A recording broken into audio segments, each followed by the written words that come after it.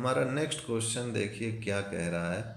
IIT JEE 2019 का ये भी है, कह रहा है if the length of the sides of the triangle are in AP। इस बार जो है साइड्स की जो लेंथ है ट्रेंगल की वो AP में है, and the greatest angle is double the smallest.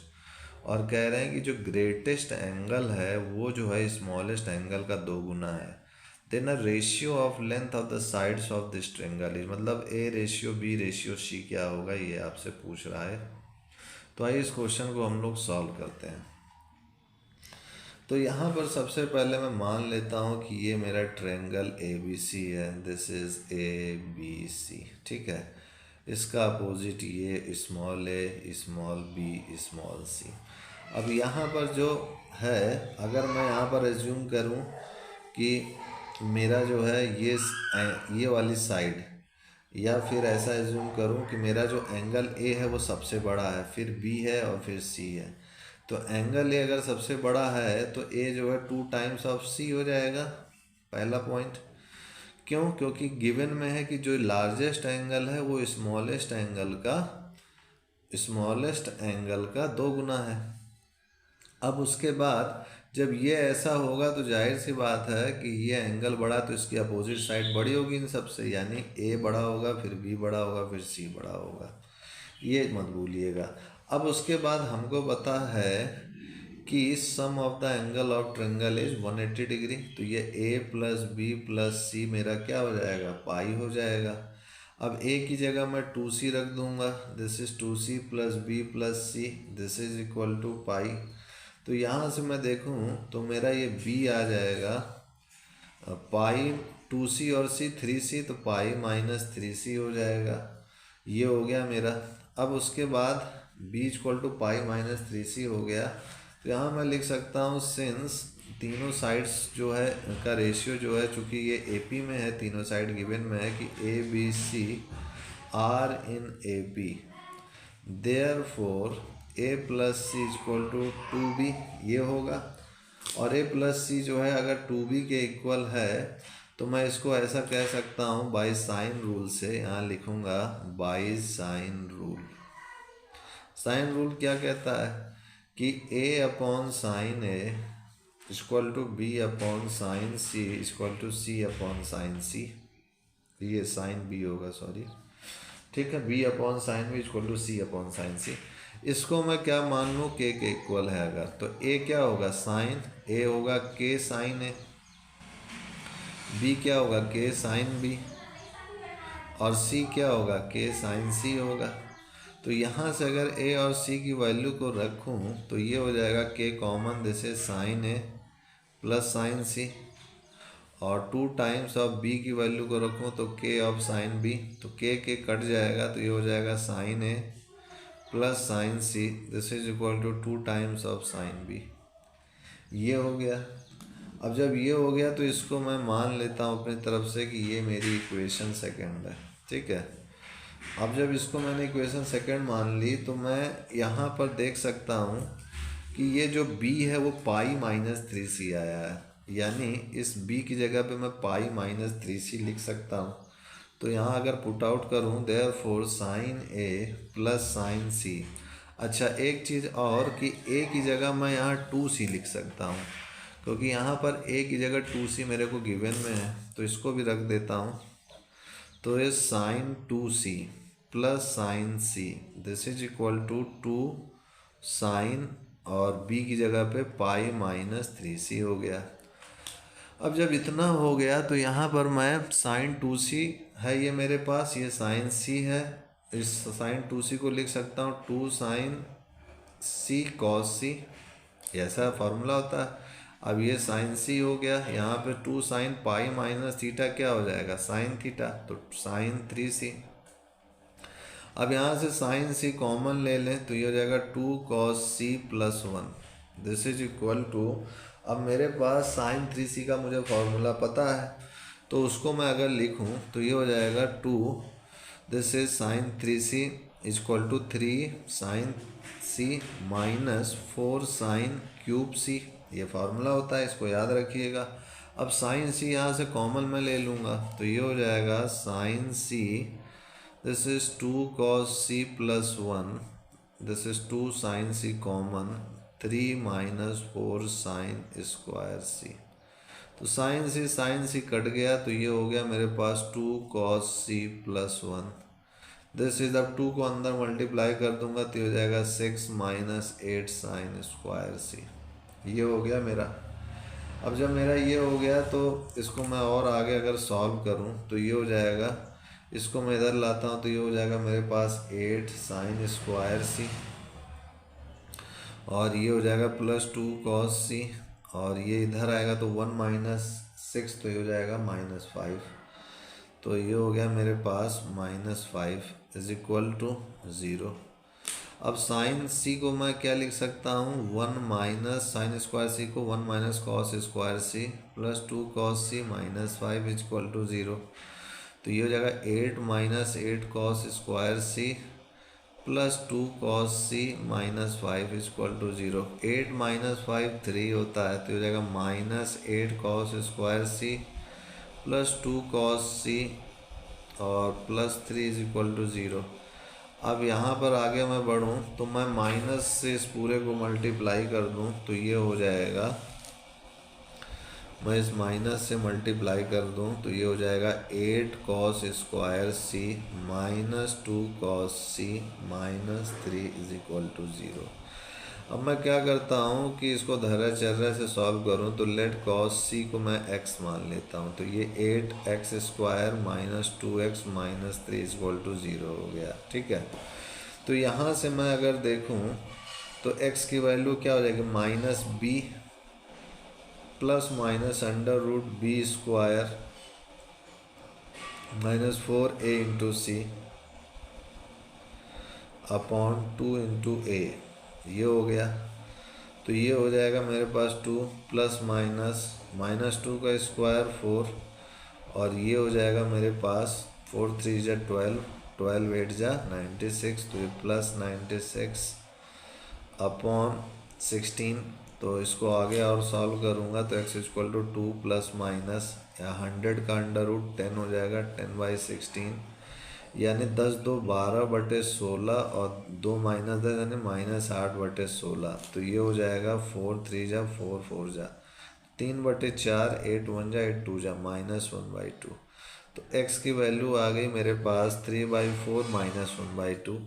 अब यहाँ पर साफ सीधे कह रहा है क्वेश्चन में, x क्या है मेरा cos c। क्वेश्चन में ये स्पष्ट है कि ये जो c है वो सबसे छोटा एंगल है, तो जब ये सबसे छोटा होगा तो 90 डिग्री से तो बड़ा हो नहीं सकता, तो जाहिर सी बात है ये एक्यूट एंगल होगा। और जब ये एक्यूट होगा तो मेरा ये -1/2 चूँकि ऑब्ट्यूज दे देगा एंगल, तो इसको मैं नेगलेक्ट कर दूंगा। ठीक है, तो यानी मेरा cos c मैं क्या लूँगा, 3/4 को लूँगा। क्यों लूँगा, क्योंकि ये मुझे एक्यूट एंगल दे रहा है, ये मुझे ऑब्ट्यूज दे रहा है, इसलिए इसको मैं नहीं लूँगा, ये ध्यान रखिएगा। अब ये मेरा 3/4 हो गया। अब 3/4 को मैं नेक्स्ट पेज में आगे सॉल्व करूँ तो cos c मेरा आ गया, cos c आ गया मेरा 3/4। अब जब 3/4 मुझे मिल गया तो इससे मैं एक रफली डायग्राम सपोज कीजिए बनाऊं, या फिर ऐसे भी आप समझ सकते हैं। देखिए cos c मेरा क्या होता है, मान लीजिए c एंगल है, cos c क्या हो जाएगा मेरा, this is base upon hypotenuse, तो ये 3 और ये मेरा 4, तो ये कितना हो जाएगा, इसको अगर मैं निकालूं तो ये हो जाएगा 16 माइनस 9, तो ये हो जाएगा √7, तो इसकी वैल्यू √7 आ गई। तो साइन सी कितना हो गया, एल्टीट्यूड अपॉन हाइपोटेन्यूज यानी √7/4। अब जब इतना आ गया तो साइन ए मैं निकाल लूँ, और साइन ए मेरा क्या है, यहाँ मैंने अभी निकाला था, यहाँ पर देखें तो मेरा साइन ए कितना आया था, कहाँ गया, ये मेरा यहाँ पर था sine A plus sine C equal to 2 sine B. अब यहाँ पर मेरा a जो है 2c के बराबर है। ठीक है, तो यहाँ से मैं लिख सकता हूँ, पहले मैं ऐसे लिख देता हूँ a equal to 2c, both side में साइन ले लेता हूँ, तो sine a equal to sine 2c ठीक है। तो अब आप समझ गए होंगे कि ये साइन ए क्या हो जाएगा, 2 साइन सी इंटू कॉस सी, ऐसा मैं लिख सकता हूँ साइन 2c को।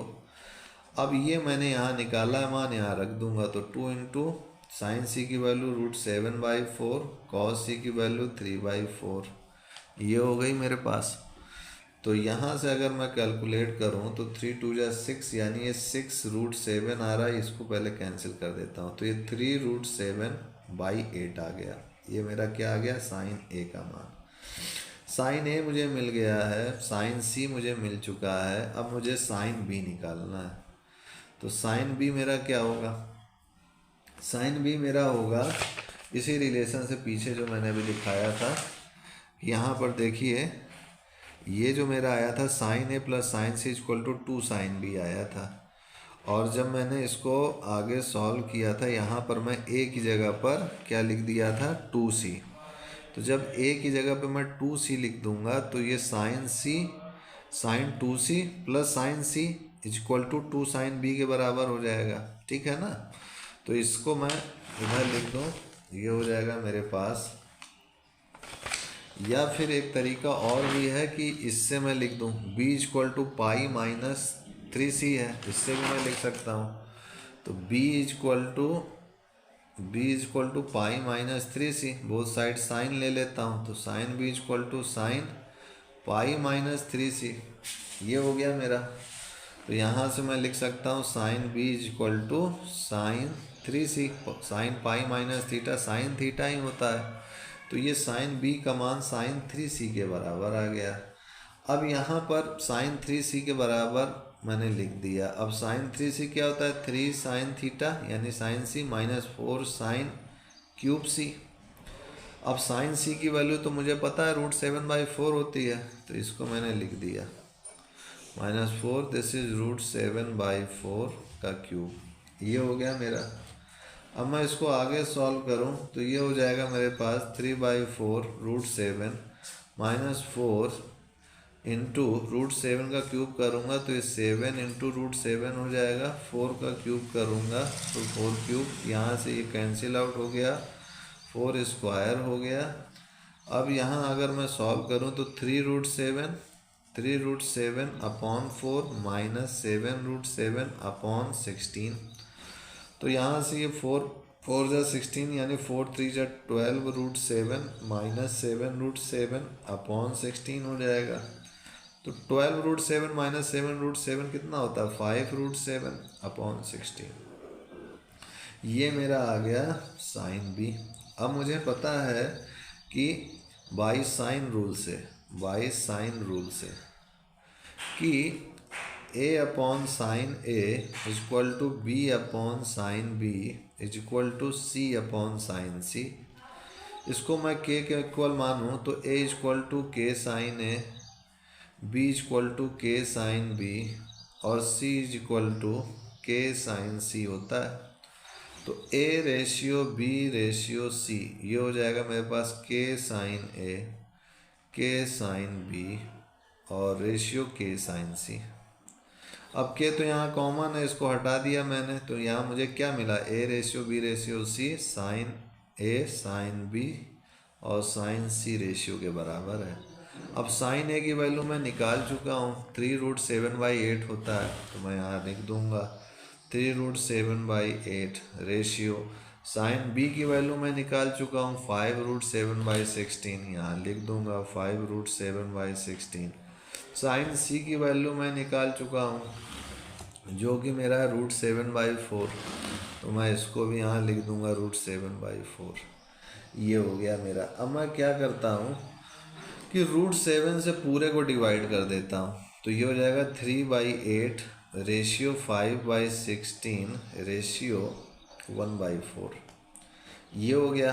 अब मैं क्या करता हूँ कि 16 से इस पूरे को मल्टीप्लाई अगर करूँ तो मल्टीप्लाई कर दूँ तो 16/8 इंटू 3 रेशियो 16/5/16 16/4, तो ये 8 2 जा 3 2 जा 6 रेशियो, ये तो कट गया और यहाँ से 4 यानी ये 5 आ गया और ये 4। तो A ratio B ratio C जो आया है वो 6 रेशियो 5 रेशियो 4 आया है। तो इस टाइप से ये क्वेश्चन हो गया। देखते हैं कौन सा मैच कर रहा है मेरा तीसरे में।